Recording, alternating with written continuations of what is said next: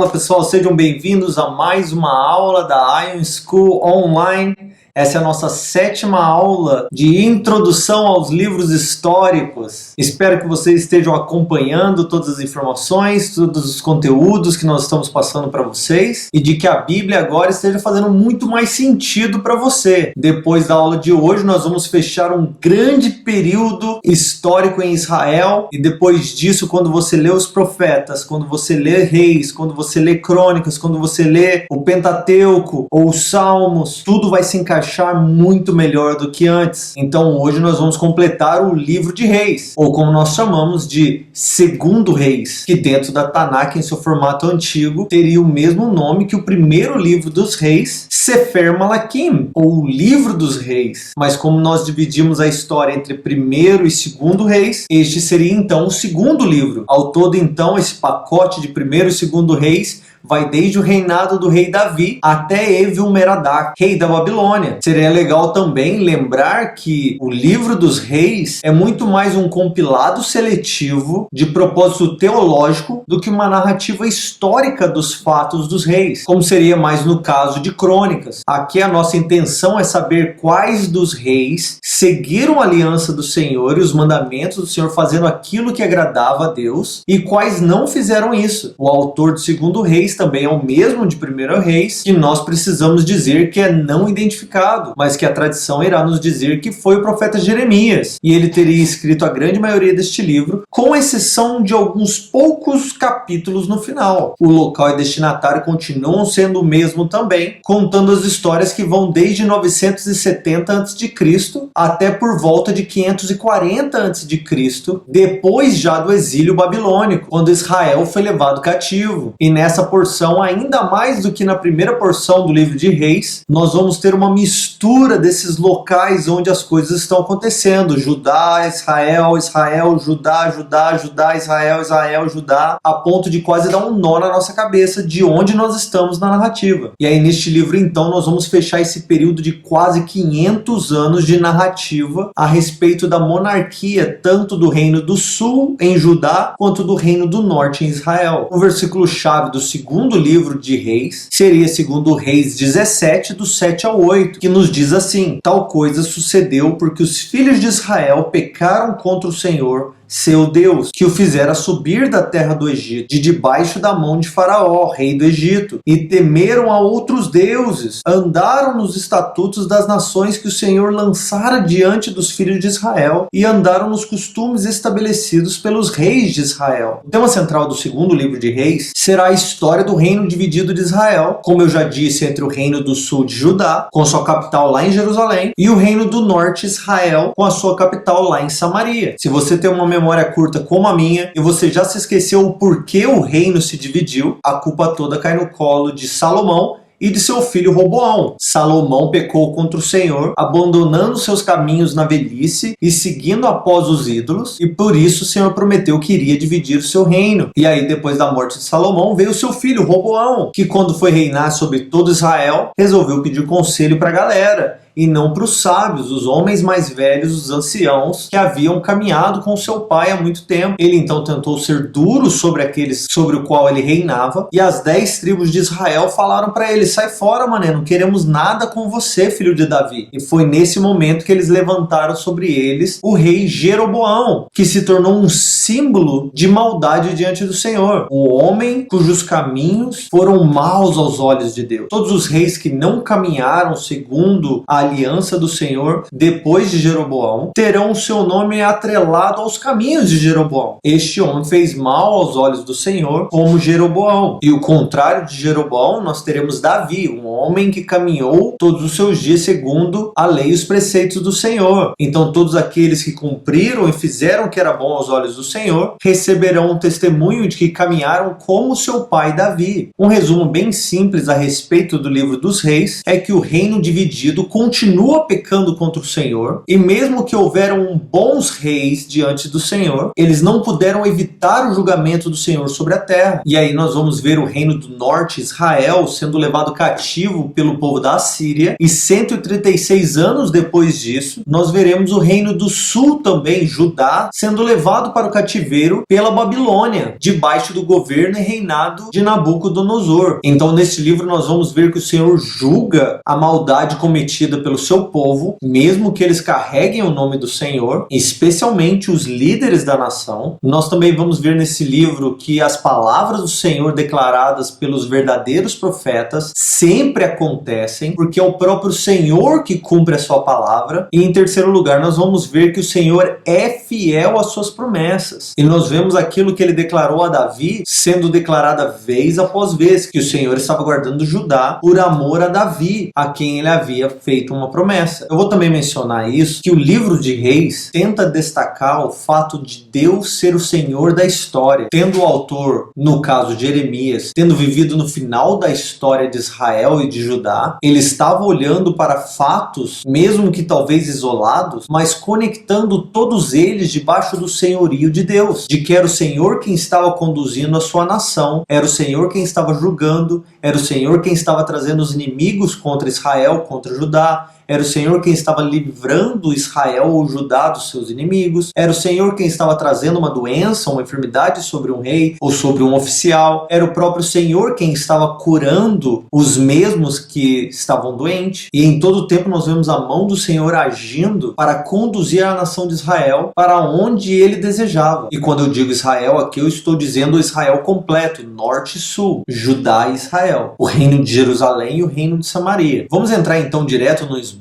porque nós temos muitas histórias para contar. Para ser mais exato, nós vamos passar pela história de 28 reis entre Judá e Israel. Então nós temos muito a falar. Vamos então para a primeira parte do nosso esboço de 2 Samuel, capítulo 1, versículo 1, até o capítulo 2, versículo 1, onde nós vemos do rei Acasias ao rei Jeú, de Israel, que acontece por volta de 852 a 841 a.C.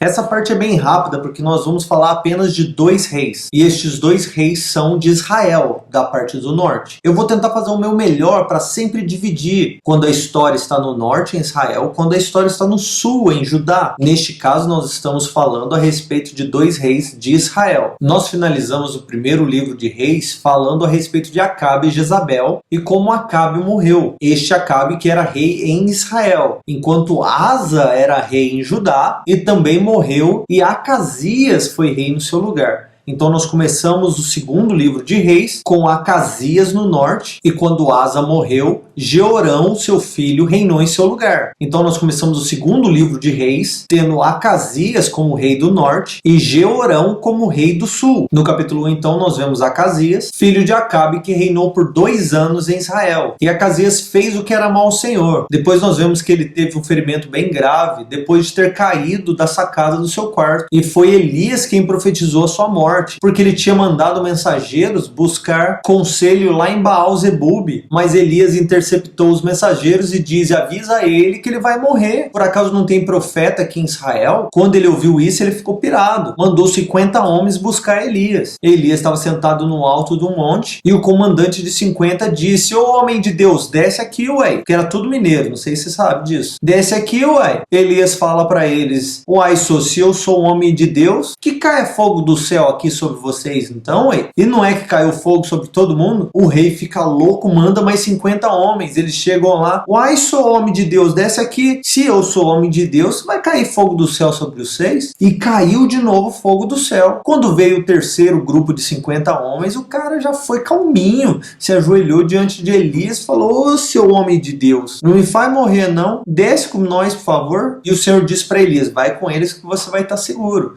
Elias foi com ele e profetizou novamente a morte do rei. Acasias então morreu, e ele foi sucedido pelo seu irmão Jorão, já que ele não tinha filhos. E aí já nós vamos ver a respeito de Jorão, porque no meio da história nós temos uma pausa para falar a respeito do ministério de Eliseu nos próximos capítulos. E é onde nós entramos na segunda parte do nosso esboço, do capítulo 2, versículo 1, até o capítulo 8, versículo 15, que é essa porção onde nós vemos o ministério de Eliseu e todas as suas histórias. Na verdade, nós vamos ver 11 histórias a respeito de Eliseu e seu ministério. Começando no capítulo 2, nós vamos ver como ele começou seu ministério depois de ter recebido de Elias a unção profética. É no capítulo 2, então, que nós vemos Elias dizendo para Eliseu: fique em Gilgal, que eu vou encontrar o Senhor. Elias falou: nem a pau, Juvenal, eu vou onde você for, cara. No meio do caminho, os discípulos dos profetas perguntam para Eliseu: você sabe que hoje o Senhor vai levar o seu Senhor? Vai levar Elias? Eliseu fala: claro que eu sei, por isso que eu não quero largar o homem. Continuam caminhando. Na hora de passar o Jordão e de cruzar pelas águas, Elias toma sua capa,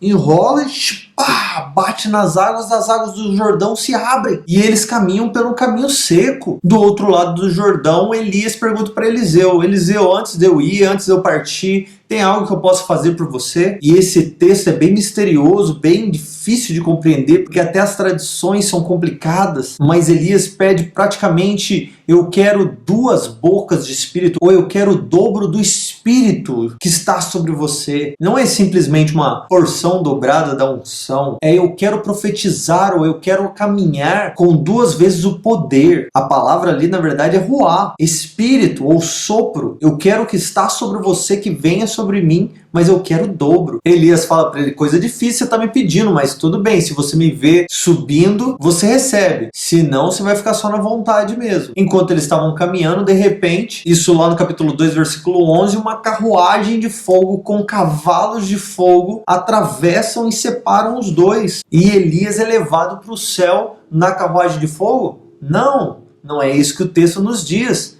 Diz que Elias subiu no redemoinho. Carruagem de fogo passou, mas Elias subiu no redemoinho. E a partir daquele momento, Eliseu nunca mais viu Elias. Mas a capa de Elias caiu e Eliseu recebeu e vestiu aquela capa. Não é um manto espiritual, simplesmente. Não é uma força, não é um pensamento positivo. Aquela capa era literalmente uma capa. Mas aquela capa representava o ministério profético de Elias, que agora estava sendo carregado por Eliseu. Então Eliseu toma a capa, caminha, chega no Jordão e ele fala assim: onde está o Senhor Deus de Elias? Pá! E bate a capa nas águas e as águas se dividem de novo e ele caminha.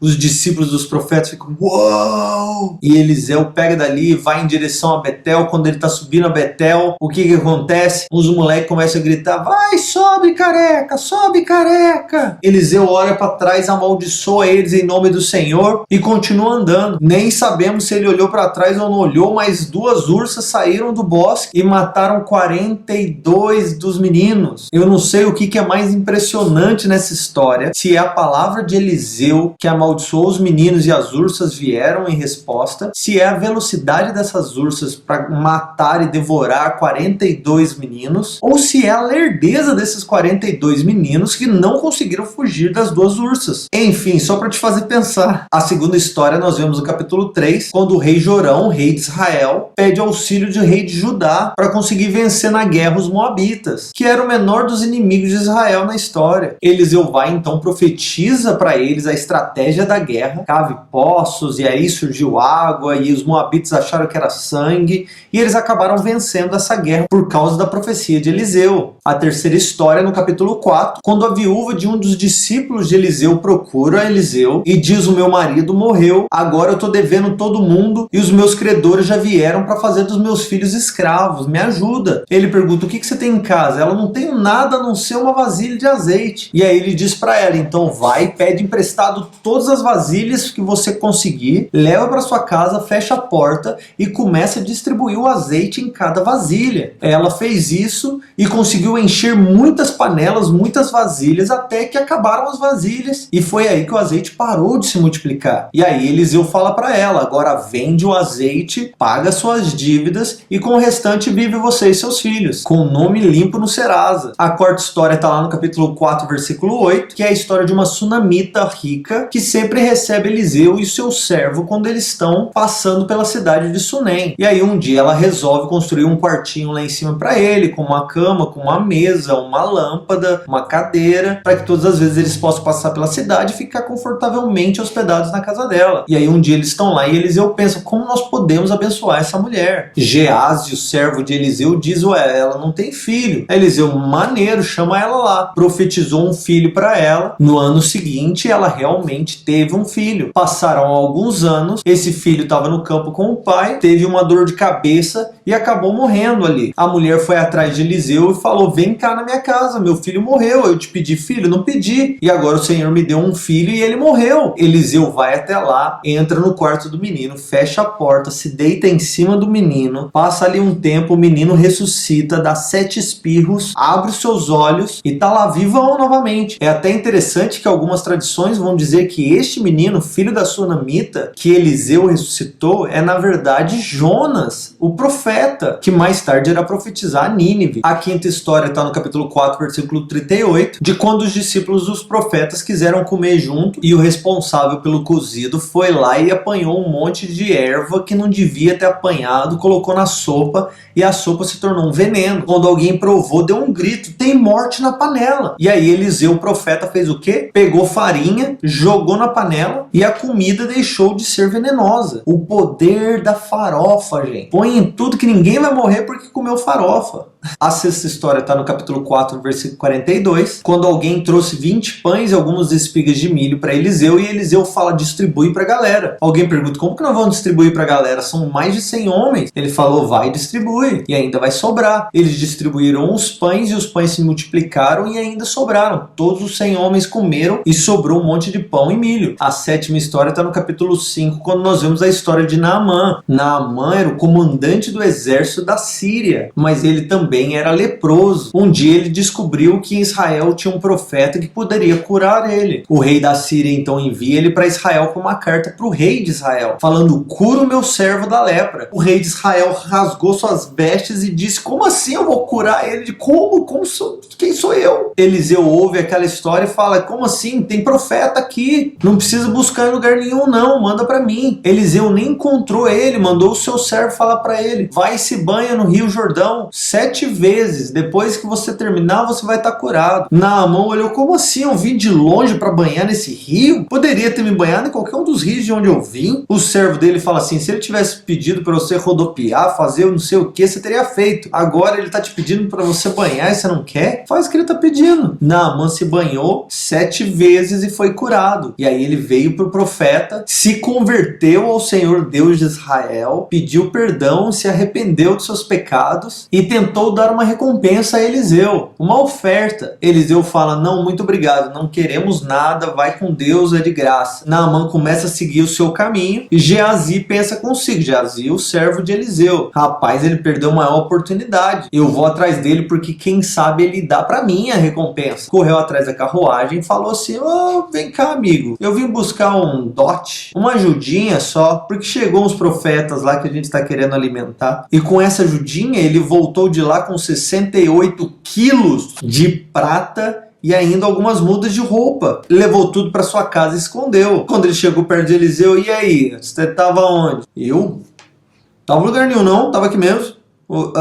Tava aqui. Eliseu, como assim, amigo? Você acha que eu não fui com você em espírito quando você foi encontrar Naamã? Agora é hora de estar recebendo a recompensa, rapaz. Porque você fez isso, a lepra de Naamã agora vai ser sua. E naquele momento, Geazi ficou branco como a neve, cheio de lepra. A oitava história está no capítulo 6, versículo 1, que é quando os discípulos dos profetas resolvem construir uma casa maior para eles morarem. Eles queriam construir uma escola maior, a escola dos profetas. E aí eles foram para perto do Jordão e começaram a cortar madeira, de repente a cabeça do machado cai na água. O rapaz, poxa vida, e agora? Era emprestado, Eliseu? O que eu faço, amigo? Eliseu fala assim, não se preocupe, Cortou um pau, jogou o pau na água, pum! A cabeça do machado vai e flutua. Tenta fazer isso pra você ver se funciona. A nona história tá lá no capítulo 6, versículo 8, quando o rei da Síria entra em guerra com Israel, só que todas as estratégias que esse rei faz para atacar Israel, Eliseu fica sabendo antes, pela voz do Senhor.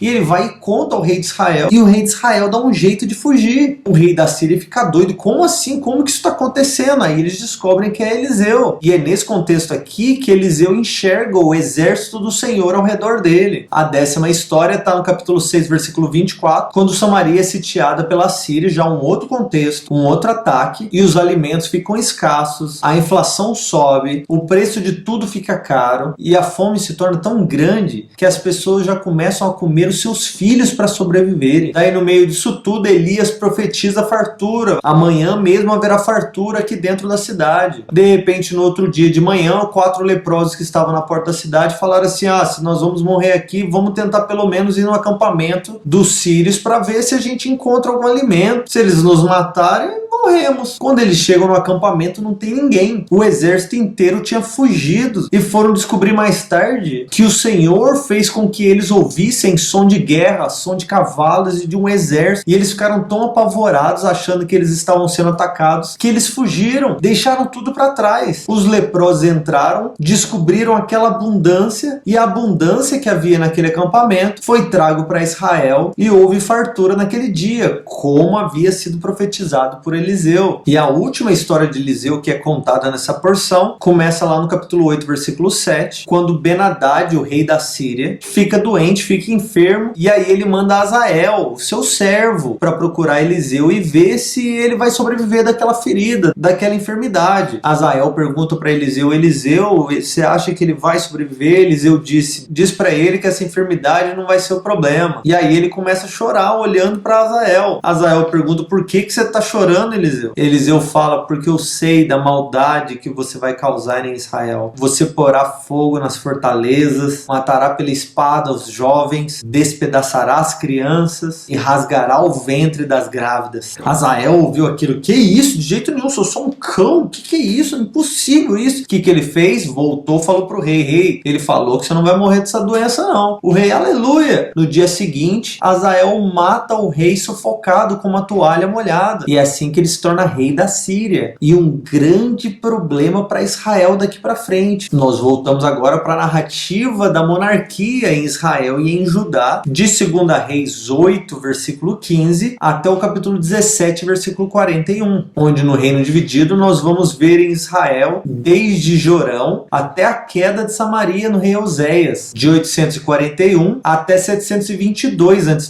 Nós começamos a história no capítulo 3, na verdade, versículo 1, onde nós vamos ver Jorão, que é irmão de Acasias e filho de Acabe, e reina sobre Israel por 12 anos lá em Samaria. Mas ele fez o que era mal aos olhos do Senhor, e a única coisa que fala a respeito dele é quando ele lutou contra os moabitas, e aí Eliseu fez aquela profecia de que eles iriam ganhar com aquela estratégia dos poços. E é assim que nós estabelecemos a história agora com Jorão em Israel, e aí agora que nós voltamos para o capítulo 8, versículo 16, onde nós vamos ver Jeorão, rei de Judá. Jeorão, que é filho de Josafá e que reinou 8 anos sobre Judá. Ele fez o que era mal aos olhos do Senhor, se casou com uma filha de Acabe e acabou seguindo os caminhos de Israel, mesmo como rei de Judá. O DNA de Jezabel lá não fez bem mesmo, e o Senhor só não destruiu Judá nessa época por amor a Davi, mas o Senhor levantou os edomitas contra eles, edomitas sendo aqueles descendentes de Edom, que é Esaú, irmão de Jacó. Depois de Jeorão, nós vemos Acasias, que é filho de Jeorão, genro de Acabe e bisneto de Onre, aquele rei mau, isso por parte de mãe. Acasias reinou 1 ano em Jerusalém, mas ele fez o que era mal aos olhos do Senhor. Aí aqui nós temos uma pausa na narrativa de Judá, nós vamos para Israel para falar a respeito da ascensão de Jeú como rei. Jeú, aquele que havia sido profetizado por Elias, de que seria rei em Israel. Jorão, que era rei de Israel, é ferido em uma batalha contra a Síria, e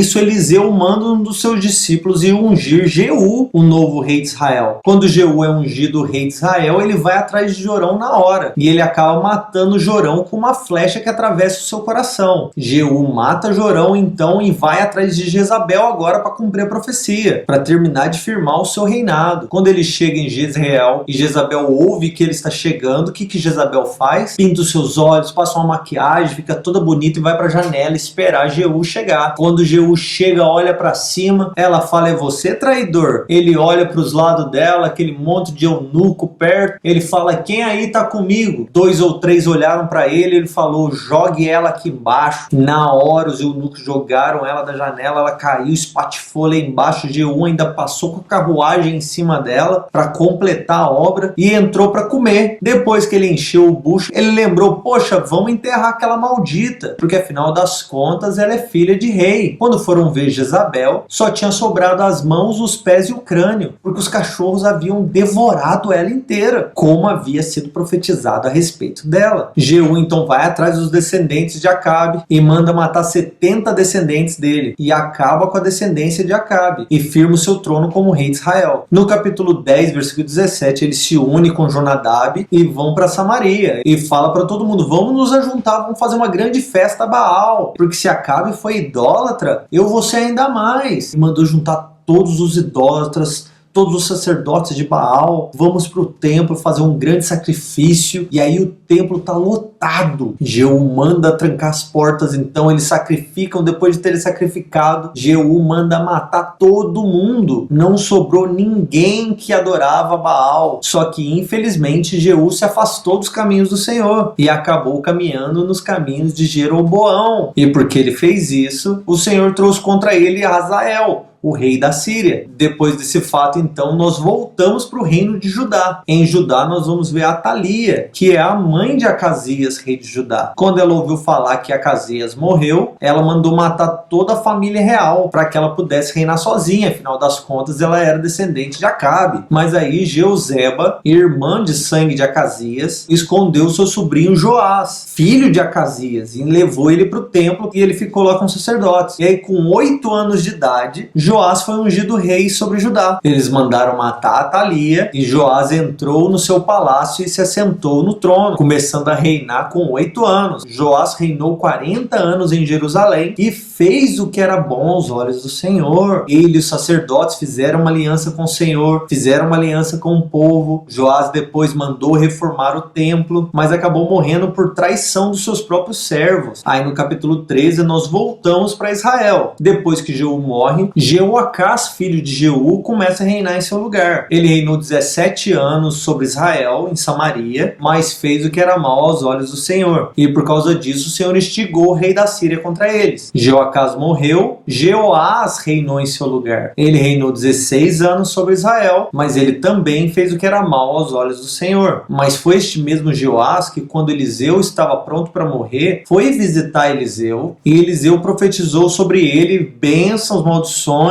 vitórias e derrotas. Foi para ele que Eliseu disse: vai para a janela, atire uma flecha e agora acerte o chão algumas vezes, e ele acertou só 3 vezes e tal, simbolizando quantas vitórias ou derrotas ele teria. É durante o período de Jeoás que nós vemos que Hazael, rei da Síria, que estava enfrentando Israel toda hora, morreu, e o seu filho Ben-Hadad vem ao trono, se torna o novo rei da Síria. E aí nós voltamos para Judá. Depois que Joás morreu, Amazias, filho de Joás, se tornou rei. Ele reinou 29 anos sobre Jerusalém e ele fez o que era correto aos olhos do Senhor. Só que no meio disso tudo, Amazias chama Jeoás, o rei de Israel, para briga. Fala: cai dentro, vamos lutar eu e você. Só que nessa ele perdeu a batalha para Jeoás. Jeoás veio então, atacou Jerusalém e destruiu 180 metros do muro de Jerusalém, além de levar todo o ouro do templo. Depois disso, Amazias ainda foi preso, depois conspiraram contra ele morreu, e o seu filho Azarias, que também é chamado de Uzias, se tornou rei em seu lugar. Uzias se tornou rei enquanto ele tinha 16 anos e reinou 16 anos sobre Judá. Uzias também fez o que era bom aos olhos do Senhor, o que era correto, mas ele não destruiu os altares dos montes, e por causa disso o texto vai nos contar lugar que o Senhor o feriu com lepra. Nós damos uma pausa em Judá e voltamos lá para Israel. No capítulo 14, versículo 23, nós vamos ver o novo rei de Israel, Jeroboão II. Não bastava um Jeroboão, nós trouxemos um segundo, o retorno. A maldição continua. Esse Jeroboão é filho de Jeoás e ele reinou 41 anos em Samaria. Ele também fez o que era mal aos olhos do Senhor, mas mesmo assim o Senhor usou ele para livrar Israel da mão dos inimigos. Depois que ele morre, Zacarias, seu filho, reina em seu lugar, e Zacarias reina apenas 6 meses em Samaria, e ele também fez o que era mal aos olhos do Senhor. Salum conspirou contra ele e o matou, e foi assim que se acabou a dinastia de Jeú, como prometido pelo profeta, de que sua descendência só reinaria até a 4ª geração. Salum, filho de Jabes, então reina no lugar de Zacarias, mas ele reina apenas por 1 mês em Samaria, porque o que aconteceu é que Manaém vem contra ele, ganha dele e o mata, e Manaém, filho de Gade, se torna o novo rei. Manaém reina 10 anos sobre Samaria, mas ele também fez o que era mal aos olhos do Senhor. Manaém foi tão mal aos olhos do Senhor que mais tarde nós vamos ver o seu pecado trazendo consequências sobre Israel ainda, até mesmo como parte da destruição de Israel. Depois que ele morre, Pacaías vem no seu lugar, o seu filho. Pacaías reina 2 anos em Israel, mas óbvio, ele também fez o que era mal aos olhos do Senhor. Enquanto Pecaías era rei em Israel, Peca, o líder do exército de Pecaías, conspirou contra ele e o matou, e assim tomou o trono dele, e se tornou o novo rei de Israel, e reinou por 20 anos em Samaria. Mas para alguém que começa dessa maneira, ele já fez o que era mal aos olhos do Senhor, e por causa disso, Tiglat-Pileser, o rei da Síria, agora um novo inimigo aparecendo, a Síria, veio e atacou e conquistou várias terras de Israel. Da mesma forma que Peca fez com Pecaías, Oséias fez com Peca, conspirou contra ele e o matou, se tornando o novo rei de Israel. Aqui nós damos uma pausa e nós vamos para Judá novamente. Depois que Azarias morreu, Jotão, seu filho, se tornou o novo rei de Judá e reinou 16 anos em Jerusalém. E Jotão fez o que era correto aos olhos do Senhor, mas infelizmente ele também não destruiu os altares dos montes, onde as pessoas continuavam a sacrificar e oferecer a falsos ídolos. E durante os dias de Jotão, que o Senhor começou a enviar o rei da Síria contra Judá. Depois de Jotão veio seu filho Acás, que reinou por 16 anos também em Jerusalém. Acás fez o que era mal aos olhos do Senhor e caminhou da mesma maneira que Jeroboão e os outros reis maldosos de Israel. Foi esse rei Acás que foi visitar Damasco junto com o rei da Assíria, e quando chegou lá, ele viu um altar incrível em um templo em Damasco, falou: que incrível, tenho que implantar isso lá em Israel. Mandou o sacerdote construir um altar igualzinho de Damasco, lá dentro do templo de Salomão. Ele removeu o altar que Salomão havia construído, construiu esse outro, removeu um monte de coisas lá de dentro e transformou, inovou o templo do Senhor com as modernidades que ele viu lá em Damasco, tudo de acordo com aquilo que iria agradar o rei da Síria. Aí nós vamos agora lá para Israel novamente, onde nós paramos com Oséias. Aqui agora no capítulo 17, nós vemos que ele reinou por 9 anos em Samaria, e como ele era um rei de Israel,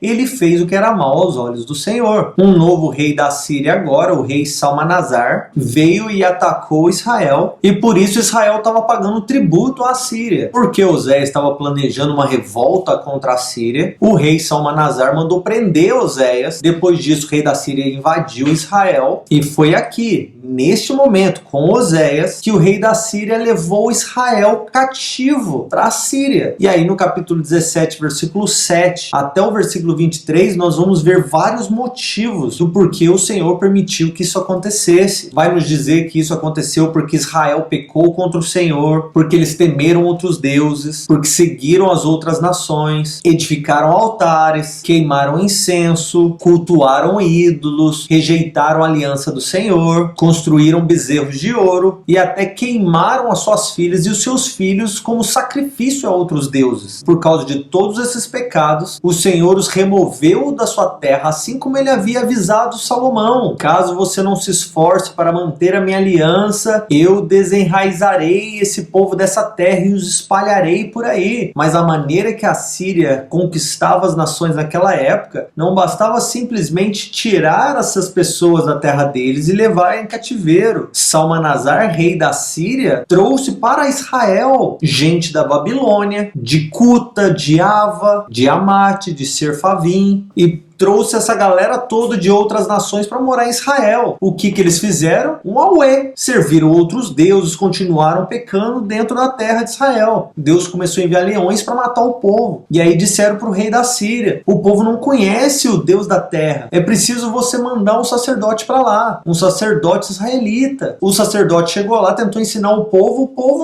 não deu a mínima. Alguns até chegaram a temer o Senhor, mas também temiam os seus falsos deuses ao mesmo tempo. E só para que você tenha um contexto histórico agora, é por causa desses pecados e dessa situação depois do exílio, dessas pessoas, dessa muvuca que estavam em Israel, mas não eram israelitas, morando em Samaria, no Reino do Norte, mas com aliança e mistura sanguínea de gente de todo lado, deuses de todo lado, é que no futuro, lá no Novo Testamento, nós vamos ver que os judeus não falavam com os samaritanos. Por isso aquela questão com a mulher samaritana. Ela vai dizer que os nossos pais adoravam em Samaria, mas os judeus dizem que não, vocês devem adorar a Deus somente em Judá, em Jerusalém, porque assim foram os pecados de Israel e de Samaria. Eles construíram os bezerros de ouro em Samaria e adoraram vários deuses naquela terra para que eles não fossem até Jerusalém no templo do Senhor para adorar. Jesus já quebra tudo e fala assim, ó, relaxa, minha filha, vai haver um tempo que vocês não vão adorar nem em Samaria e nem em Jerusalém, porque os verdadeiros adoradores irão adorar em espírito e em verdade, não por um lugar físico, porque tanto em Judá quanto em Samaria vocês pecaram contra mim. Eu quero aqueles que me buscam de coração, eu quero aqueles que carregam a minha lei no seu coração. O reino do norte, então, Israel é levado cativo pela Síria e nunca mais retorna. Diferente da tribo de Judá, quando é levado cativo pela Babilônia, que nós vamos ver o retorno mais para frente. Então, quando você lê os profetas e você vê que o povo de Israel, os judeus voltaram para Israel, voltaram para sua terra, nós estamos falando de Judá, do reino do sul, não do reino do norte. E aí nós entramos na nossa última porção do esboço, do capítulo 18, versículo 1, ao capítulo 25, versículo 30, onde nós vamos ver os anos finais de Judá também, até que eles são exilados para a Babilônia. A partir de agora, já não há necessidade de dividir entre os reis de Israel entre os reis de Judá, porque já não existem mais reis em Israel, a não ser a liderança que os assírios colocaram. Nós vamos aqui seguir apenas os reis de Judá, começando com o rei Ezequias, filho de Acás. Ezequias reinou 29 anos em Judá, em Jerusalém, e ele fez o que era bom aos olhos do Senhor. Ele fez o que era correto ao Senhor, cumprindo a sua aliança, removeu até mesmo os altares das colinas, também destruiu os postes ídolos, destruiu até a serpente de bronze que Moisés havia construído, porque o povo queimava incenso para aquela serpente. Ezequias se apegou ao Senhor de todo o coração, mas aconteceu que no 14º ano do seu reinado, Senaqueribe, o rei da Assíria, a mesma nação que levou Israel cativo, veio e atacou as cidades fortificadas de Judá e conquistou aquela região. Por causa disso, o rei da Síria pediu 10 toneladas de ouro e 1 tonelada de prata, se o rei quisesse se livrar deles. Quer que a gente vá embora? 10 toneladas de ouro e 1 tonelada de prata. Ezequias então saiu garimpando ouro e prata de todo lugar. Ele chegou até arrancar ouro dos batentes da porta do templo para poder pagar o rei da Síria. A Síria então sitia Jerusalém, mas Ezequias vai e ora ao Senhor. Isso no capítulo 18 e 19. O Senhor vai e os livra dos assírios. E o profeta que profetizou essa libertação e fez parte de todo esse processo no governo de Ezequias foi o profeta Isaías. E foi de seu livro que maior parte dessa porção foi tirada. E a maneira que o Senhor livrou eles dos assírios foi o anjo do Senhor dentro do acampamento dos assírios, saiu ferindo todo mundo e matou 185 mil soldados naquele acampamento. O rei da Síria acordou no outro dia e falou: "Você é louco, eu sou forte, mas não sou otário, vamos embora daqui." Voltaram para Nínive e fugiram daquela guerra. Depois disso, Ezequias fica doente. Isaías vai e fala: "Filho, arruma sua casa que você vai morrer." Ezequias vira pro canto, começa a chorar diante do Senhor, fazendo sua oração. O Senhor ouve sua oração e fala para Isaías, diz para ele que eu ouvi sua oração e vi suas lágrimas. Eu estou acrescentando 15 anos à sua vida. E aí, nesse período, enquanto ele estava doente, Merodach Baladã, parece até um nome muito louco de filme assim, mas era o rei da Babilônia nessa época. ele envia cartas e envia presentes para o rei, porque ele soube que o rei estava doente. O rei se empolga com aquilo, chama os mensageiros para dentro e fala: deixa eu mostrar tudo, olha meu palácio, olha o templo do Senhor, olha meu ouro, olha quanto tesouro eu tenho aqui. Isaías chegou: quem que são esses? O que está acontecendo? Ezequias: são os mensageiros da Babilônia, olha que legal. E o que você mostrou para ele? Ah, mostrei tudo, achei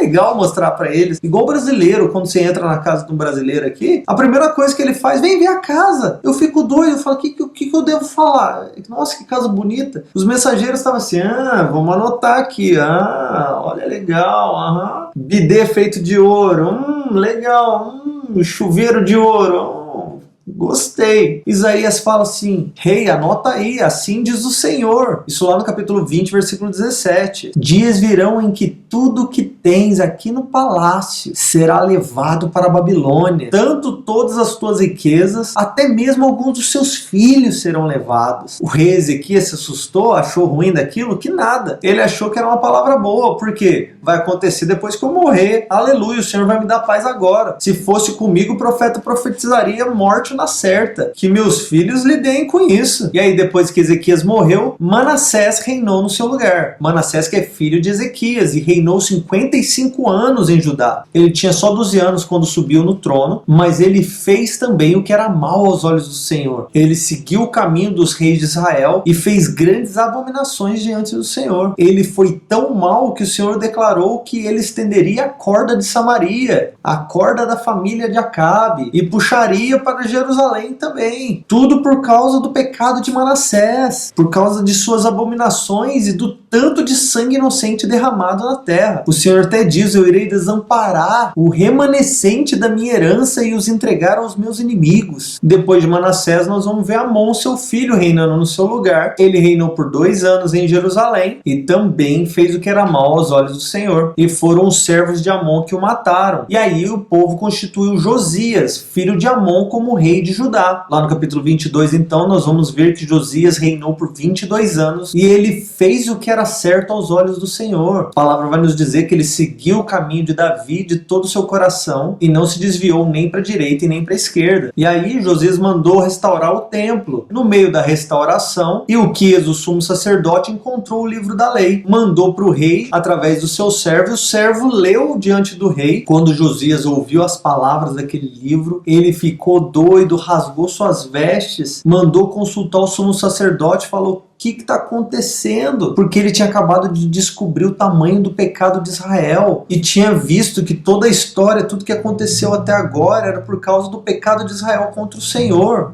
O Senhor estava furioso com eles. E aí, nesse contexto, a profetisa Uda vai declarar que o Senhor vai ser fiel e vai cumprir toda a sua ira contra a terra, contra os moradores daquela terra, seguindo tudo aquilo que ele já havia declarado dentro daquele livro. Mas porque Josias havia se humilhado diante do Senhor depois que ele descobriu aquilo, que o Senhor não cumpriria a sua ira durante o tempo de Josias. Josias então convocou toda a nação, chamou todo mundo para a porta do templo do Senhor em Judá, em Jerusalém, renovou a aliança com o Senhor, e aí ele mandou tirar todos os ídolos da nação, tiraram as imagens que estavam dentro do templo do Senhor também, destruiu os altares do monte que ele não destruiu, ele mandou queimar ossos humanos para profanar esses altares e tornar eles inúteis, derrubou as moradias dos prostitutos e matou todos os sacerdotes idólatras que ele encontrou. Porque o rei Josias tinha lido todo o livro da lei, ele mandou que o povo celebrasse a Páscoa do Senhor, porque era parte da lei de Deus. Celebre a Páscoa, assim como ordena a aliança, porque o povo não tinha celebrado a Páscoa ainda desde os tempos dos juízes. Nenhum dos reis de Israel havia ordenado o povo a celebrar a Páscoa. E aí no capítulo 23, versículo 25, vai nos dizer que não houve nenhum rei em Israel, em Judá, como o rei Josias, que se convertesse ao Senhor de todo o coração, de toda a alma e de todas as forças, e que seguisse toda a lei de Moisés. Mas mesmo assim o Senhor trouxe a sua ira contra Judá, como havia prometido que faria, por causa de todas as provocações de Manassés também. No meio de uma batalha que Judá estava ajudando a Síria contra o Egito, o faraó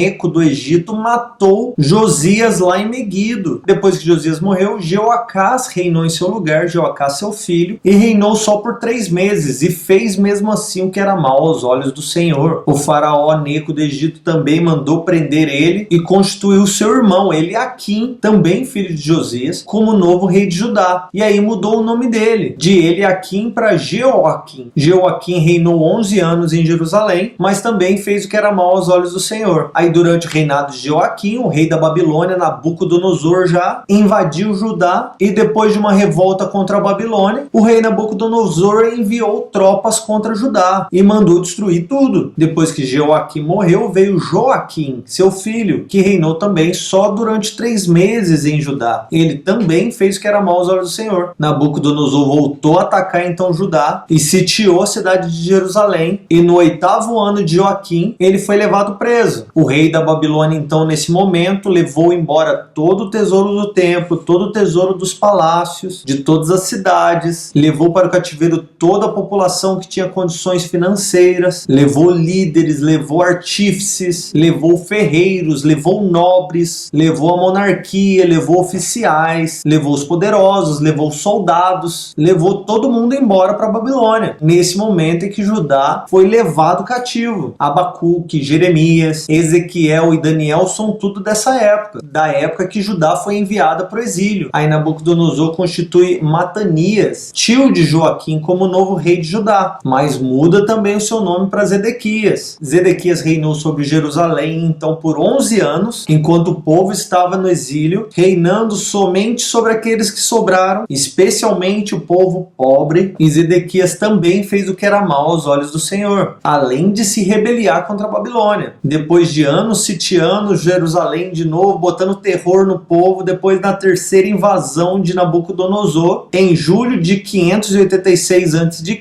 Nabucodonosor invade Jerusalém, põe fogo no templo do Senhor, queimou todas as casas de Jerusalém, derrubaram o muro da cidade, derrubaram as colunas de bronze do templo, levaram embora todos os utensílios que restavam do templo do Senhor e deixaram a cidade em ruínas. E este foi basicamente o fim de Judá como existia, cumprindo a profecia que Deus havia feito sobre a terra. E aí, quando Judá foi pisoteado por Nabucodonosor, ele levantou Gedalias como governador de Judá, não como rei, mas somente como governador. E o final do livro vai nos contar que Evil-Merodach, rei da Babilônia, liberta o rei Joaquim, que havia sido levado para o exílio, e ele é liberado da prisão 25 anos depois da destruição do templo. E assim que o livro de 2º Reis finaliza, com o trágico exílio de Judá para a Babilônia. E aí eu coloquei também esse slide para vocês como um cronograma básico dos fatos dos reis, daquilo que aconteceu em Israel e em Judá, para que você possa ter uma noção melhor visual daquilo que aconteceu, especialmente a data da queda de Samaria em 722 a.C.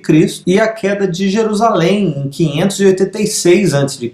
Eu sei que a história é difícil, o livro é difícil, a aula é difícil de acompanhar, então vamos ler rapidinho a lista dos reis de Judá e a lista dos reis de Israel, para que você consiga entender ainda melhor a sequência dos fatos que ocorreram no livro de Reis. No livro de 2º Reis, então, dentro do reino de Judá, o reino do sul, nós vamos ver Jeorão, que reinou por 8 anos, Acasias, que reinou por 2 anos, Atalia, que reinou por 6 anos, Joás, que reinou por 40 anos, Amazias reinou por 29 anos, Azarias reinou por 16 anos, Jotão reinou por 16 anos, Acás reinou por 16 anos, Ezequias reinou por 29 anos, Manassés reinou por 55 anos, Amon reinou por 2 anos, Josias reinou por 31 anos, Jeoacás reinou por 3 meses, Jeoaquim reinou por 11 anos, Joaquim reinou por 3 meses e Zedequias reinou por 11 anos. Importante lembrar aqui que essas datas são muito complicadas de se descobrir, porque a cronologia do livro de Reis, ela pode estar encabulada um pouquinho, fatos acontecendo um em cima do outro, com dificuldade de nós entendermos quando as coisas aconteceram. Depois, dentro do reino de Israel, no norte, nós vemos Acasias, que reinou por 2 anos, Jorão, que reinou por 12 anos, Jeú, que reinou por 41 anos, Jeocás, que reinou por 17 anos, Jeoás reinou por 16 anos, Jeroboão II reinou por 41 anos, Zacarias reinou por 6 meses, Salum reinou por 1 mês, Menahem reinou por 10 anos, Pecaías reinou por 2 anos, Peca reinou por 20 anos e Oséias reinou por 9 anos. E foi durante o reinado de Oséias que Israel foi levado cativo para a Síria. E por último, eu quero dar para vocês esses 2 slides para ajudar vocês a contextualizar a sua leitura bíblica nos livros proféticos. Como eu já disse para vocês, a grande maioria dos livros dos profetas foram escritos dentro desse período do livro dos reis. Então, se você olhar para esse gráfico que eu construí para vocês, você vai conseguir compreender durante o reinado de que rei de Israel ou de Judá aqueles profetas estavam profetizando. Então, vamos dar uma olhada rapidinho antes de finalizar essa aula. Vamos começar desde Obadias lá então, passando por Joel. Eu não vou falar todas as informações, porque senão vai ficar muito maçante, mas dá uma olhadinha aí, dá uma pausa no vídeo para você conseguir enxergar melhor, para você fazer suas anotações. Faça também o download desses slides em PDF pela plataforma. Depois nós temos lá Sofonias, Abacuque, Jeremias, Ezequiel, Daniel. Depois aqui de Daniel, Ageu, Zacarias e Malaquias. Nós temos agora Zorobabel e Neemias como governadores sobre Israel. E depois nós vamos ver a continuação da história nas próximas aulas, nos próximos módulos, e assim nós vamos finalizar a nossa aula do segundo livro de Reis, compreendendo aí a monarquia de Israel até o exílio babilônico.